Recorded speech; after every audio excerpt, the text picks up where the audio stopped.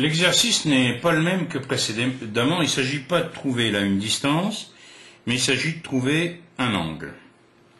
Alors, on connaît deux côtés ici, les deux côtés droits, et on voudrait trouver l'angle ACB et l'angle BAC. Bon, si je réfléchis, ici, si je prends l'angle BCA, je connais le côté adjacent, 5 cm, et le côté opposé, 4. Donc, je peux utiliser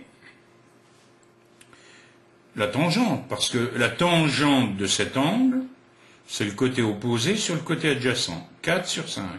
Et une fois que j'aurai la tangente, comment je vais faire pour calculer l'angle?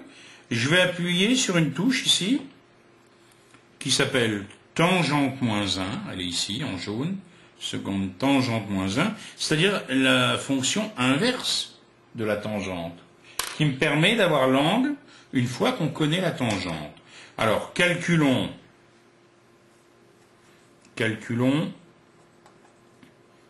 ACB.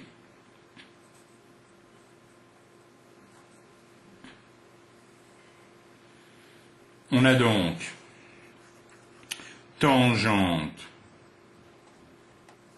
ACB est égale à 4 sur 5. Côté opposé sur côté adjacent. 4 sur 5, ça me fait 0,8. Hein. Alors voyons. On a donc 0,8. On va utiliser la fonction inverse, tangente moins 1. Tangente moins 1 de 0,8. Tangente moins 1, je l'obtiens, hein, c'est écrit en jaune, je l'obtiens en tapant sur la touche seconde, ici tangente.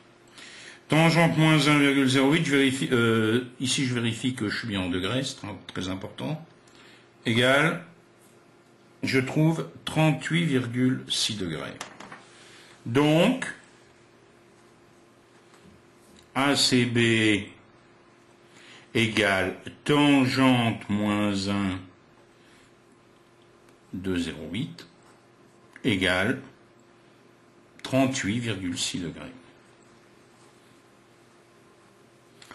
Une fois que j'ai trouvé ACB, comment je peux faire pour trouver ici l'angle BAC?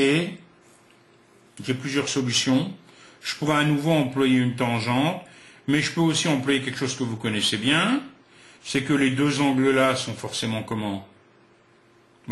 Complémentaires, il faut qu'ils fassent 90 degrés, si on les additionne les deux-là. Puisque la somme des angles, vous vous rappelez, doit faire, évidemment, 180 degrés. Donc, pour avoir BAC, calculons BAC.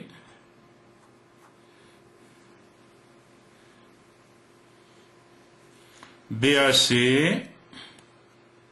égale 90 moins 38,6.